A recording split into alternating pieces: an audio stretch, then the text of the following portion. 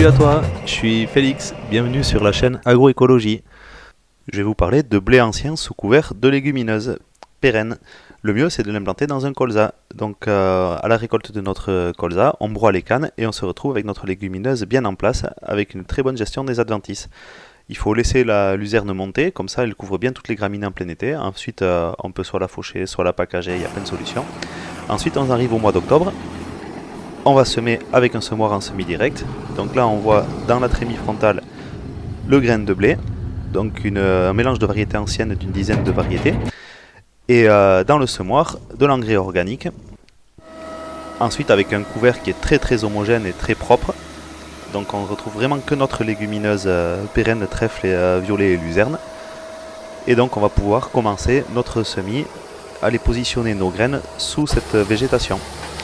Donc le semoir vient trancher le sol et donc on retrouve nos cannes de colza avec les graines de blé posées sur la terre. Ensuite un broyage, donc bien sûr tout ça en agriculture biologique, puis on voit notre blé qui pousse avec des rangs qui commencent presque à se dessiner. Puis tout ce petit monde commence à pousser tous ensemble et puis pendant l'hiver par contre la légumineuse pousse moins vite que le blé et même commence à ralentir et se mettre en dormance. Ensuite, là on se retrouve à peu près au milieu de l'hiver, donc notre légumineuse vient structurer la terre en profondeur avec les pivots, puis au début du printemps, la légumineuse est vraiment dessous, et le blé a pris le dessus.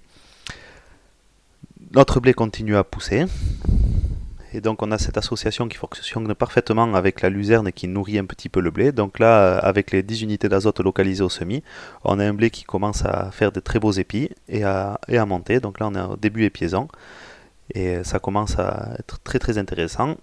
On a des jolis épis qui sont quand même assez bien formés. Et puis après, c'est le coup de vent. Donc grosse pluie plus gros coup de vent, le blé tout par terre. Donc là on a un blé qui est à peu près à 20 cm du sol avec la luzerne qui reparaît au milieu. C'est dommage parce qu'il y avait vraiment des jolis épis. Et la plupart des épis ne se sont pas remplis. Et donc ensuite on passe la mosse-batte. On vient ramasser ce blé alors tout doucement. L'avantage c'est qu'avec les releveurs on ne laisse pas grand chose. Et donc on va voir que malgré le fait qu'il soit par terre, les bonnes conditions de récolte nous ont permis de sauver cette récolte-là, qui est à peu près, malheureusement, de 20 quintaux. 20 quintaux avec une dizaine d'unités d'azote organique localisées dans la ligne de semis comme seul amendement et la batteuse à payer économiquement, ça tient la route parce que c'est des variétés anciennes et la valorisation est très bonne.